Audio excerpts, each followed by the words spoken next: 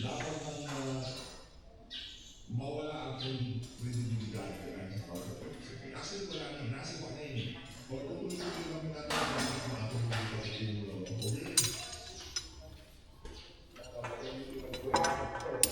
An impeachment complaint against President Marcos, and my answer was definitely no. When I was asking Mr. Romano, I mean, support or an impeachment complaint against the Vice President, I said, well, actually, this is already the second time. So I want our party to see the complaint and see the complaint and study them carefully. And result, I don't think we can do this situation. So kasi, talagang kasi napakasubukan ng comment na nakakapagod sa ng iba ayaw ng impeachment PBBM pero gusto na impeachment dito sa effect. So, kasi mag-isip yung mga tao na baka may double standards na we want to push the case against the Vice President pero kasi ikan na ito na priority issue. The case against Vice President Sara, talagang na-imbestiga nila ng kuya, binigyan. Pero, and then, specific grounds for Ang problema dito, Brad, kung parang na-ambasyan na investigahan na ng maigil kay Sara, para tayo mapupusin doon sa impeachment ni Marcos Jr. Kung iisa-ayan siya ng pamahalaan yan sa mga sa professional din, walang willing na mag-investiga sa mga meron willing na mag-investiga, pero walang willing sincere mag-investiga sa mga ebidensya na lumalabas na kung saan ay hindi talaga ang presidente dito sa mga mananong. Yan ang problema. Pag kayo ay out ng oligarko sa Vietnam, lahat ng narating mo, para ika nga makiligis dahil yung packet ng mga oligarko, yan sa marami. Diba? Congressman mo, no? Kita ko yung picture ng dalawa ko si Senator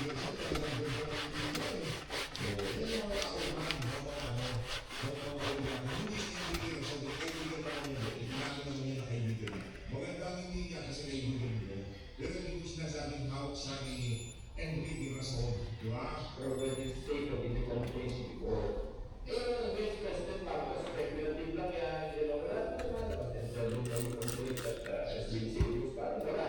There was something that they tried to submit last year, but I don't even think that was carried into the records. And as I recall, it was really not a very thorough complaint. So it could have been dismissed outside evidence or not at all with substance. So ano ba talaga is kasi sa kapanan ko ng mga congressman, pwede yung business right outright ka kanina yan, impeachment niya. Kaya kailangan talaga makaisip talagang bilungin yung mga, kasi pagka ikakailangan niya yung format sa substance pagka i-business nila yan, obvious na mga bias nila yun.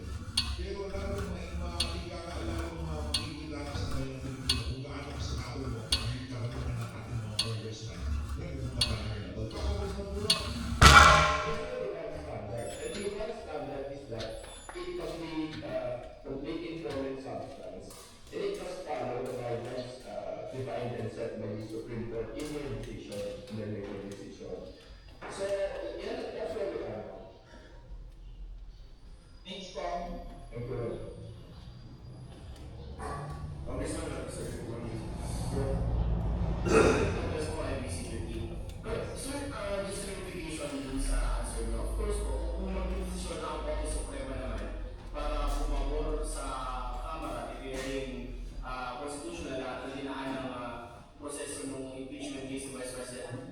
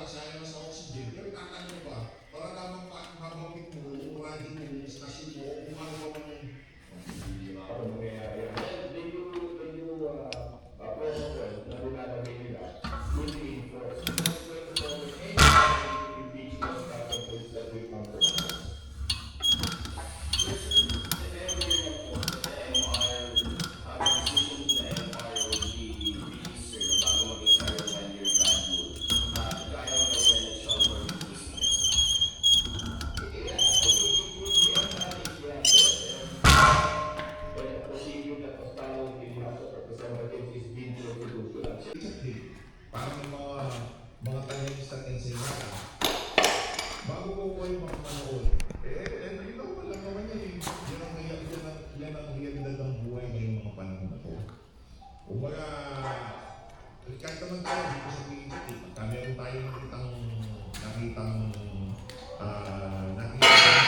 kung ano ba man yan, nakasip tayo kung papaniwalaan natin yan o hindi. Ayun, meron tayong bias eh. Siyempre, supporter tayo. At ang tunay na pagbabago, nakita naman talaga natin kay Tatay Dino. Kaya yung bias natin, nakaset na. Pero yung bias na yun, hindi kagaya ng bias ng mga siraulo, mga talents natin sa Imada. Okay, mga dilawan na yung bias na sa pera. Kaya atin dito, dahil nakita natin na talagang mayroong progression ng panahon ng Tatay Dino, kaya yun ang ating naratibo at gustong suportahan sa mga susunod na panahon ng mga ganong klaseng leadership. At yun ang ihatid din sa President Sara Duterte. Kaso ang naratibo ng mga to, kagaya ito mo, ang problema sa mga naratibo ng mga to, bago pa nila marinig, makita, manood ng news, o yung laban sa kanilang mga amo, nakaset ng utak nila para doon sa defensive mode na wala pa kaming nakikita ng ground for peace.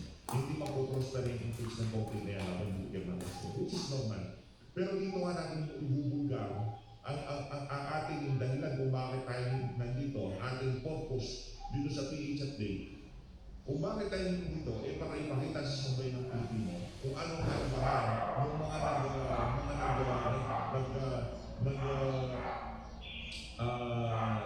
nagbabalat kayo na pinipresenta nila sa sarili nila para sa taong bayan, hindi naman pala para sila doon sa mga oligarkong amo nila. At least tayo wala tayong amo dito. Kasi ang amo natin dito, sabay ng Pilipino. Kasi yun ang buod ng pamumulo ni dating Pangulo Rodrigo Duterte para sa sambayan ng Pilipino. Kaya kung ano man ginagawa mo natin dito, para sa sambayan ng Pilipino. Kasi yun ang gusto ni dating Pangulo Rodrigo Duterte. Hindi kagaya ni Puno, kung ano lang gusto ng mga oligarko. And I'm not sure, 100% we are not going to be valid kasi, number one, wala naman kami nakikita.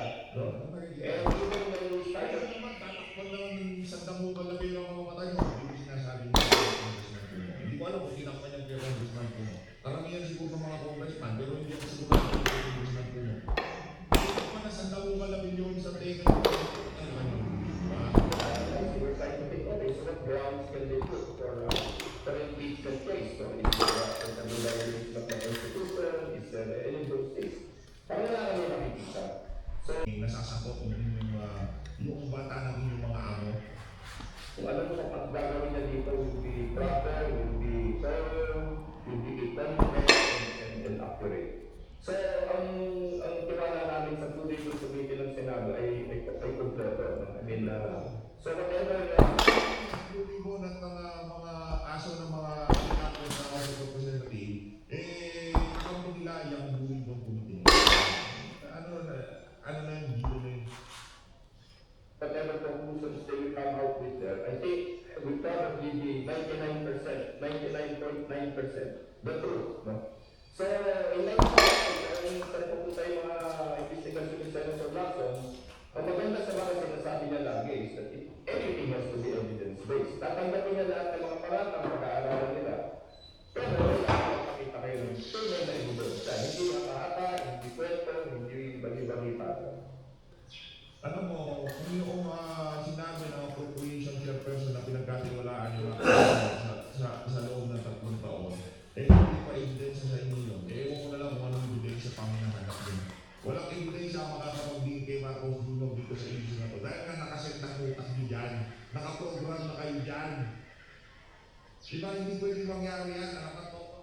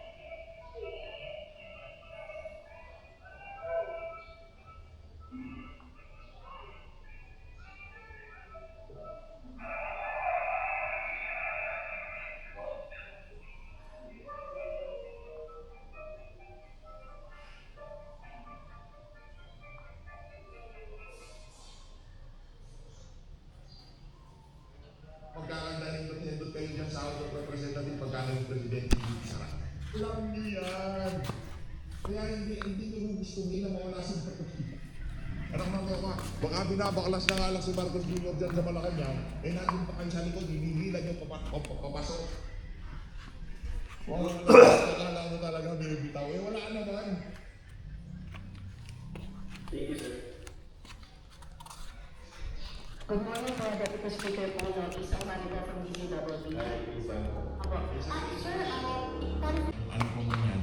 Kung ikaw ay isang government official, eh sabagay kung ang nga naman kailangan mong bidang-bidangan at ipresenta sarili mo na credible at mahusay, matalino, kilalang kagaya mo ba?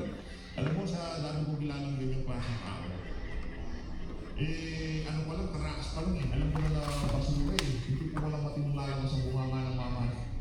Ang protesta ka, ang factor ka lang, ba't ka nag-protesta? Dali-dali lang sa Isaya. Okay. Pagka yung nakita o nakaharap na ganyan. Okay, ganun pala yun. Tapos yan pagka itong sa pupunan, huwag mo natutukan ka, yung nakausap na iba. Bigyan ko yan kasi, di ba? O, ganun yan. Aliyo palakpakan. Ano man yan? Mag-protesta ka lang ng mga bata. So, isa yan sa mga panukaran na ilalapit namin sa NUP lakas meeting today. Sinasabi din silang makalimang mga batas na hinihingi rin ang tulong namin. So, between the and NUP, sa tingin ko sa amin naman at least 10 na initiative sa legislation na tinutugon sa mga iniisip ng ating kababayan ngayon. Kasi hindi yun ang tama na puro yung mga problema na tinitignan natin. Yung trabaho natin bilang mga mamabata, wala ng solusyon. Kaya iniisip namin gawin ngayon. At after today, matatanggap niyo sa amin ang aming mga proposal na kung paano na napapaganda yung sitwasyon. Ganun. Yun lang yung background ng sinasabi ko. Na dapat may iba tayo pinag-usapan na talagang makakagawa at makakatulong sa mga pangamba sa pangamba ng ating kapagayan. Kasi ang naman namin sa Kongreso ngayon sa tingin ko itong taon ay subukan namin bawiin yung tiwala at paniwala ng ating kababayan. Yan ang yung resolution ng mga bata ng mga oligarko dyan sa House of Representatives. Palakpakan nyo natin. Matindi nga yung resolution na yan ha. Susubukan daw kunin ang tiwala na sambayan ng Pilipino. Diba? Maganda yan. Wala namang problema sa pagsubok. Subok na subok. Eh, better luck next time. Ako na nagsasabi sa inyo. Kung ganyan ang strategiya at yung entrada nyo sa mga issue ngayon, na kung saan lahat ng mga issue sobrang banal nitong si Marcos Jr. Wala siyang kung ano pa mang kinalaman sa kung ano mang nangyayari ngayon sa pamahalaan. Diba? Hindi ko lahat.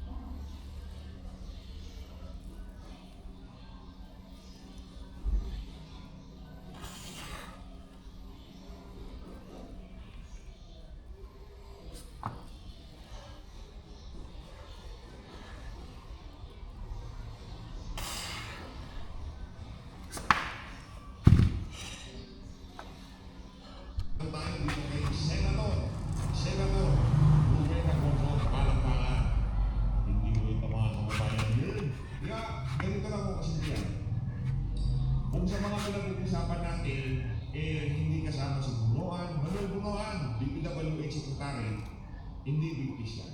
Kung hindi kasama si Amena Pangandaman, Trigib Olivar, Adrian Bersamin, na kung saan dinideliveran ng bilyon-bilyon sa di kumano sa parking ng Diamond Hotel, wala tayong pinag-uusapan big fish yan. Maliwanag mo yung mga kababayan kasi sinasabi nila meron itong mga big fish. Pawang mga DPWH DPWH engineer lang yung mga yan. At itong si Joel Villanueva, si Bong Revilla, Jimbo Estrada, pinag-iinitan mo ng Malacanang yan dahil doon sa naging boto nila sa impeachment ni Bibi Sara. Napakasimple. At kung naman kayo Bong Revilla, away ang yan, away pamilya sa Cavite. Hindi umano ang pinag-iulutan o bakit silang iniisip ngayong mga panahon na to. Yun din naman yung ang ating nahanap-hanap ng mga talumpati na kung saan ipupurot sa puso at magpapalakas sa moral ng sambayan ng Pilipino. Kaso ang ating narinig dito sa mga presidente na to, paulit-ulit na mga talumpati na kung saan yung modulation at style ng kanyang ama, pilit niyang ginagaya. Pamira, kahit sa speech, hindi niya magaya yung kanyang. Yung isang bagay lang naman yung magaya niya sa kanyang ama. Yun ang pagiging diktador at magnanakaw. Mahal ko namin dito, kayo po umalis. Grabe ang daming sinawang. Kahit sinong gasunod na presidente, mahirapan dito. Kaya kailangan talagang mamili tayo ng hindi papayag na nangurakot sa administrasyon. Patuloy na tayo sa mga Pilipinas. Sino naghinig na ito? Hayaan ito. Nakita niyo yung tsura ni Gonzalo Reyes?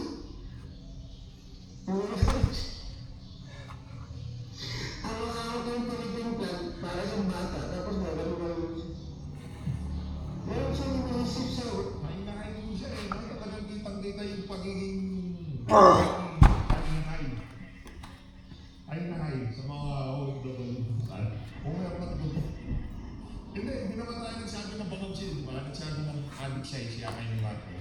Siguro, noong mga panahon na yun, sobrang mataas na talaga high mo ang niya kakagamit lang mo niya ng pulbo ng mga panahon na yun. utak niya, meron siyang music na sinusunod. Pero di marala ako itong video. Kailan pa kaya mapansin ko ng Amerika at may Trump na talagang bad for business na ito si Bibi. Kaya nang habang binibigyan niya ng access military access ang Amerika, goods lang siya. Naku, meron mo tayong breaking news dito mga kababayan. Ika nga, dapat natin pagka meron mga ganitong balita, dapat mo, rinirekta na muna natin yan. Meron mong nangayayata sa kanyang pag-uwi sa Pilipinas. Ang pinakahihintay ng lahat, nandito na mo si Manuel Bunuan. Palakpakan. Hindi yan ang ating hinihintay dito sa PH Update. Yung pag-uwi ng isa sa mga key player dito sa mga maanomalyang flood control project. Diba? Ano ba Manuel Bunuan, isa ka sa main character dito sa issue na to. Kaya yung pag-uwi mo na yan, saludo. Kumusta ang plano? Kumusta ang mga napag-uusapan nyo, kayo ng mga amo mo sa Malacanang? Yan bang pag-uwi mo na yan, talaga bang malilinis ang iyong pangalan? O talagang maghihiling ka lamang? Diba dalawang bagay lang yan? Ilalabas mo ngayong nalalaman? O ikaw ang makakalabos sa kulungan? Di ba? Ganun lang naman yung mga kababayan, ano lang yan, simple lang yan Bunuan. Pagka hindi ka pumunta, ikaw ang ilayag yung bigla. Ngayon, simple lang, ikaw na pinagbibintangan, so ano gagawin mo? Natural, umuwi ka na at ilabas mo na kung ano ang iyong ika na. Basta kung ikaw umuwi na ng Quezon Road, bawal ba? Sa mga nasa Quezon Road, pagka meron kayong nakita dyan at hindi inuuna mo siyang yakapin at dalhin sa ligtas na lugar. Mahirap na. Talagang delikado mo ang buhay ng mga nakakaalam kung ano nga bang nangyari sa damuhan na nakawan sa nakalipas na kongreso dyan sa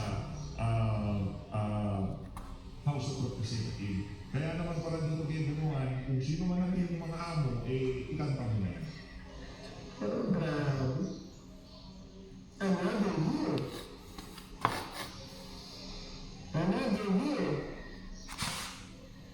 And our economy is not getting better. It's going to deeper. Deeper shit. tayo para sa gagawin hearing bukas diyan sa Senado na kung saan inaasahan nyo natin na sana dumating itong sugunuan at gusto ko yung kanta mo doon My Way yung pagkanta mo doon ayusin mo langya kang bunuan ka tagal-tagal ka namin hinahanap-hanap talagang tinapos mo yung holiday nagpindoy-dito ka kumain-kain ka pa ng mga Noche Buena medyo sa Amerika langya ka uuwi ka rin pala pero tama yan, huwag mo gayahin si Sandy ko. Dahil si Sandy ko, ika nga sa insurance ko niya, mapapauwi mo si Sandy ko. Parang malabo yung mga kababayan. Kung baga, ano yung lang yung diversionary tactics pagka, basta kung lumabas ang pangalan ni Sandy ko sa pahayagan, diversionary tactics yun. Ika nga gusto lang mo nilang ibahin ang usapan. Paano mo? Wala ako doon.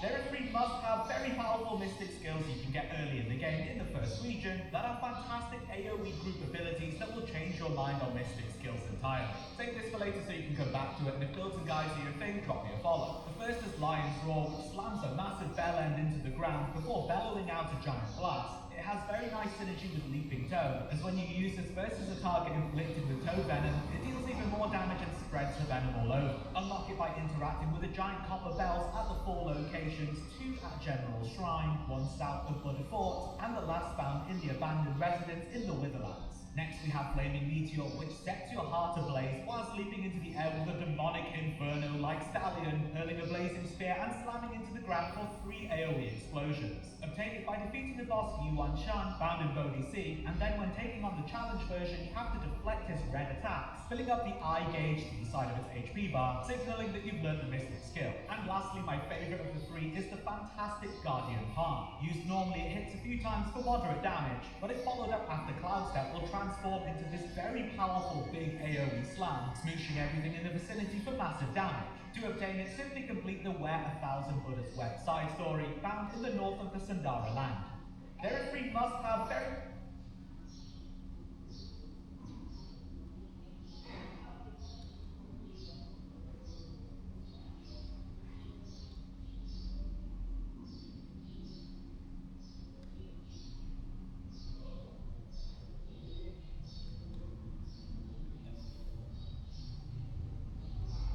Lo siento yo como va.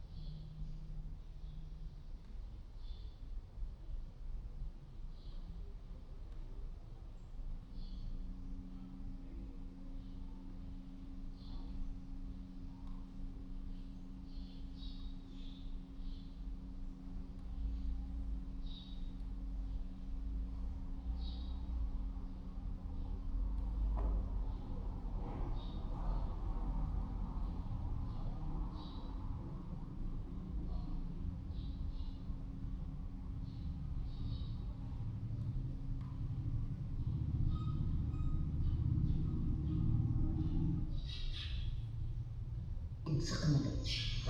And the first thing is, kukurak mo ito ng ito. Tapos sa third year, BBM na ang sino dahil iniintong papaimbestiga.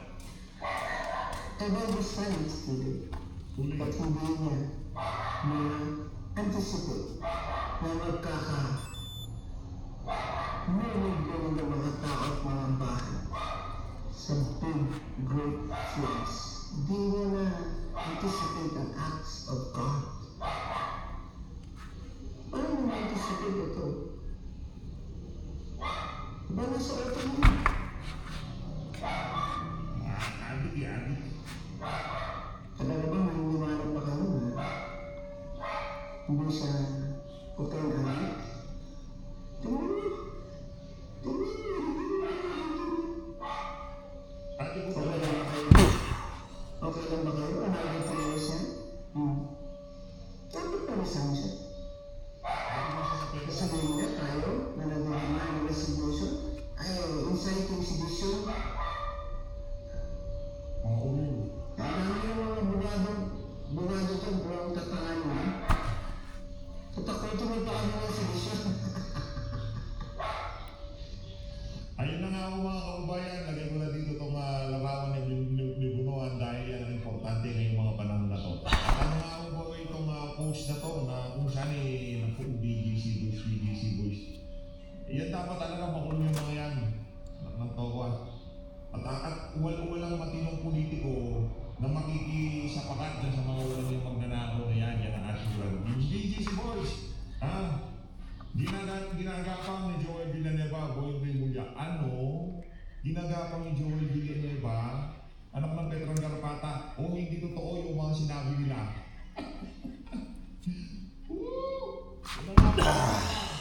Acquainted itong si Tebes. Diba? Pili ko, si Pastor Gimuli, malapit na rin maakoy. Tapos dito naman kay Joel Villanueva, dahil yung mga aligasyon laban dito sa mga senador na to, pawang panggigiba lamang at panglilihis doon sa mga totoong mastermind.